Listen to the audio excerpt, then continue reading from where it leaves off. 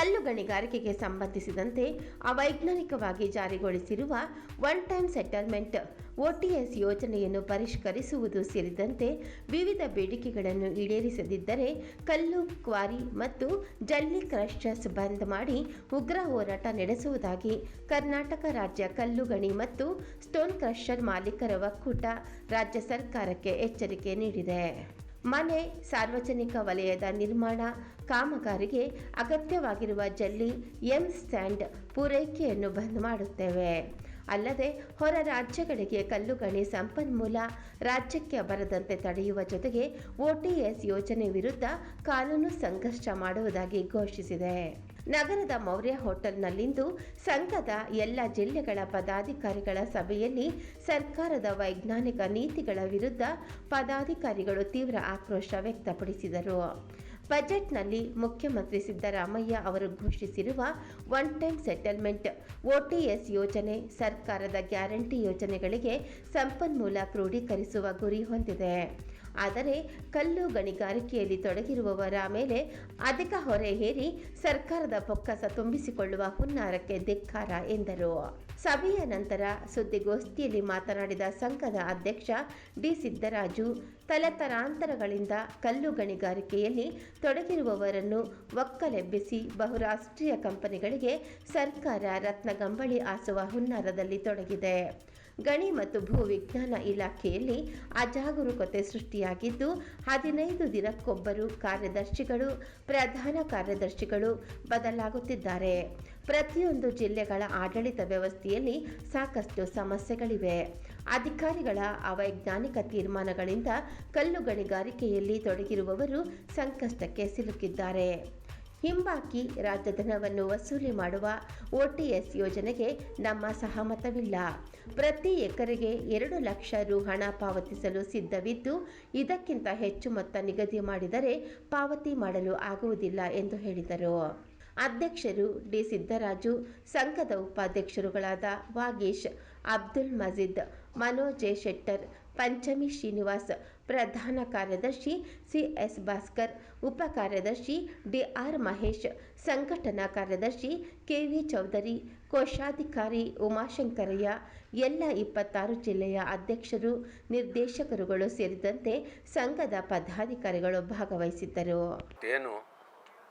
One time settlement OTS ಮಾಡೋಕ್ಕೆ ತರಾತುರಿಯಾಗಿ ಅಮೆಂಡ್ಮೆಂಟ್ನ ಮಾಡಿ budget ಸೆಷನ್ನಲ್ಲಿ ಮುಖ್ಯಮಂತ್ರಿ ಕೈನಲ್ಲಿ ಓದಿಸಿದ್ದಾರೆ. ಇದು ಇಲಾಖೆಯ ವೈಫಲ್ಯ ಎದ್ದು ಕಾಣ್ತಿದೆ. ಇಲಾಖೆಯವರು ಸರಿಯಾದ ಮಾಹಿತಿ ಕೊಡದಿರೆ ಸರ್ಕಾರಕ್ಕೆ ಮತ್ತು ಇಲಾಖಾ ಮಂತ್ರಿಗಳಿಗೆ ಸರಿಯಾದ ಸೂಕ್ತ ಕಾರಣ ಕೊಡೋಕ್ಕಾಗದಿರೇ ಇವತ್ತು ಇಯರ್ಲಿ ಬಡ್ಜೆಟ್ಗೆ ಬಡ್ಜೆಟ್ಗೆ ಸೆಷನ್ಗೆ ನೀವೇನು ಕೊಡ್ತೀರಾ ಅಂತ ಕೇಳಿದಾಗ ಇವತ್ತು ಅರಕೆ ಕೋರಿ ಮಾಡಿದ್ದಾರೆ ನಮ್ಮನ್ನು. ಇವತ್ತು ಐರನ್ ಓರ್ ರಾಜ್ಯದಲ್ಲಿ ಆದಾಯ ಕಡಿಮೆ ಆಯಿತು. ಇವತ್ತು ಸಾಮಾನ್ಯ ಕಟ್ಟಡದ ಕಲ್ಲಿದು, ಏಕೆಂದರೆ ಬಡವ್ರ ಮನೆ ಕಟ್ತಾರೆ, ಇನ್ಫ್ರಾಸ್ಟ್ರಕ್ಚರ್ನವರು ಬಿಲ್ಡಿಂಗ್ ಕಟ್ತಾರೆ, ಮೆಟ್ರೋನವರು ರೈಲ್ವೆ ಸ್ಟೇಷನ್ ಮಾಡಿಸ್ತಾರೆ, PWD ಕಾಮಗಾರಿ ನಡೀತವೆ. ಇದೆಲ್ಲ ಸರ್ಕಾರದ ಉತ್ತೇಜನಕ್ಕೆ ಅಥವಾ ಸಾರ್ವಜನಿಕರ ಅನುಕೂಲಕ್ಕೆ ಇರತಕ್ಕಂಥ ಒಂದು ಎಸೆನ್ಷಿಯಲ್ ಕಮ್ಯುನಿಟಿಗೆ ಬರ್ತದೆ. ಇದು ಐರನ್ ಓರ್ ಅಲ್ಲ. ನಾವೇನು ಹೊರ ರಾಜ್ಯಕ್ಕೆ ಎಕ್ಸ್ಪೋರ್ಟ್ ಮಾಡಿಲ್ಲ. ನಮ್ಮ ಜಿಲ್ಲೆ ಜಿಲ್ಲೆ ಅಭಿವೃದ್ಧಿ ಕೊಟ್ಟಿದ್ದೀವಿ. ಒಂದು ಜಿಲ್ಲೆಯಿಂದ ಇನ್ನೊಂದು ಜಿಲ್ಲೆಗೂ ಹೋಗಿಲ್ಲ. 100 ಕಿಲೋಮೀಟ್ರು ಡಿಸ್ಟೆನ್ಸಲ್ಲಿ ನಾವು ಮಾರಾಟ ಮಾಡಿದ್ದೀವಿ ಅಥವಾ ಅವ್ರಿಗೆ ಅಭಿವೃದ್ಧಿ ಕೊಟ್ಟಿದ್ದೀವಿ. ಏನು ಹೊರ ದೇಶಕ್ಕೂ ಹೋಗಿಲ್ಲ, ಹೊರ ರಾಜ್ಯಕ್ಕೂ ಹೋಗಿಲ್ಲ. ಆದ್ದರಿಂದ ಅವೈಜ್ಞಾನಿಕವಾಗಿ ಈ ಒಂದು OTSನ ತರಾತುರಿಯಲ್ಲಿ ಮಾಡಿದ್ರು. ನಾವೀಗಾಗಲೇ ಹಲವಾರು ಬಾರಿ ಪ್ರೆಸ್ ಮುಖಾಂತರ ತಮ್ಮ ಮುಖಾಂತರ ಮುಖ್ಯಮಂತ್ರಿಯವ್ರಿಗೆ, ರಾಜ್ಯ ಸರ್ಕಾರಕ್ಕೆ ಸಂದೇಶ ಕಳಿಸಿದ್ದೀವಿ.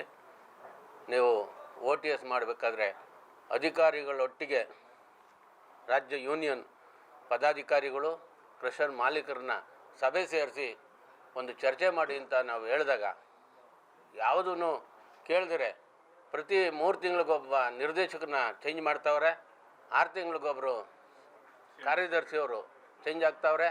ಅವ್ರಿಗೆ ಯಾರಿಗೂ ಈ ಕಲ್ಲುಗಣಿ ಬಗ್ಗೆ ಅರಿವೇ ಇಲ್ಲದೇ ಇರ್ತಕ್ಕಂಥವ್ರನ್ನ ಈ ಹುದ್ದೆಗೆ ನೇಮಿಸಿ ಇವತ್ತು ನಮ್ಮ ಮೇಲೆ ದೊಡ್ಡ ಒಂದು ಗಂಡಾಂತರ ತಂದಿದ್ದಾರೆ.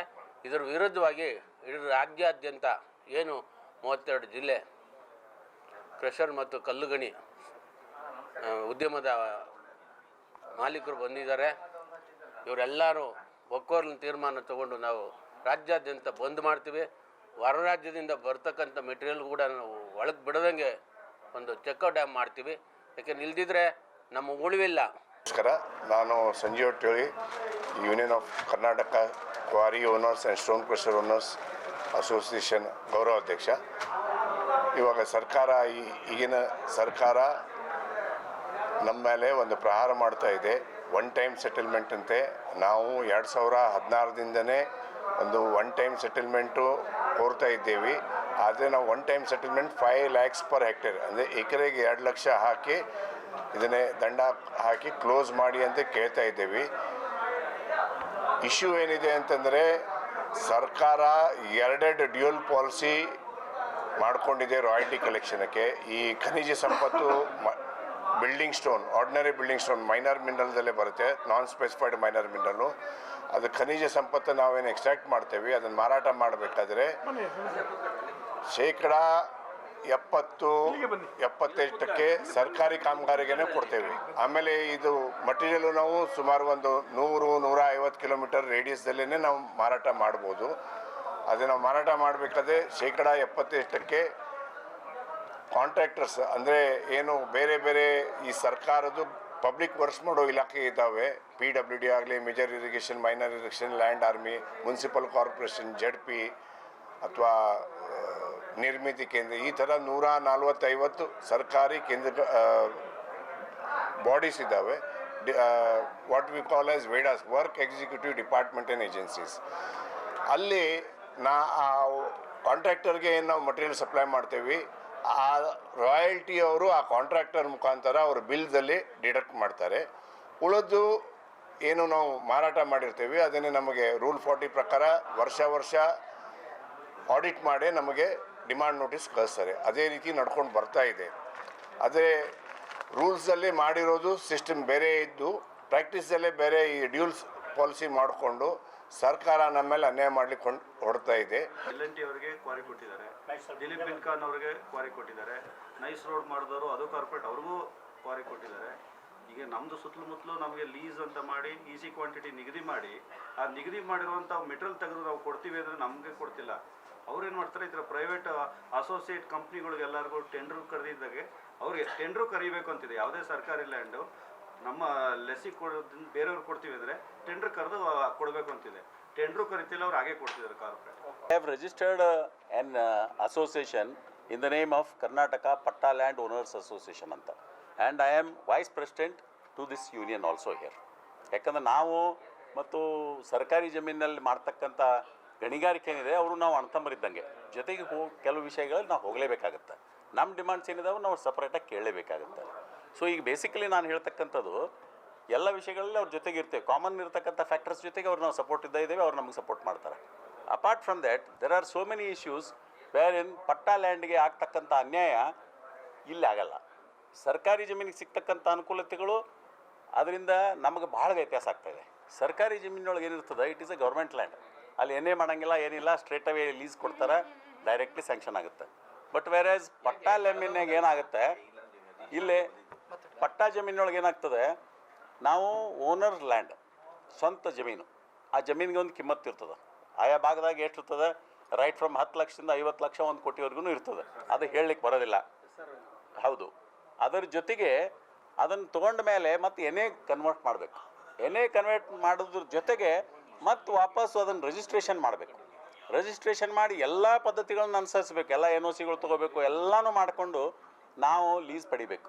ಲೀಸ್ ಪಡೆದ ಮೇಲೆ ರಾಯಲ್ಟಿ ಅಂತಕ್ಕಂಥದ್ದು ಏನಿದೆ, ಸರ್ಕಾರಿ ಜಮೀನಿನೊಳಗೂ ಅದೇ ರಾಯಲ್ಟಿ, ಪಟ್ಟಾ ಜಮೀನಿನೊಳಗೂ ಅದೇ ರಾಯಲ್ಟಿ ಅಂತ ಹೇಳ್ತಾ ಇದ್ದಾರೆ. ಇದು ಎಲ್ಲಿ ನ್ಯಾಯ?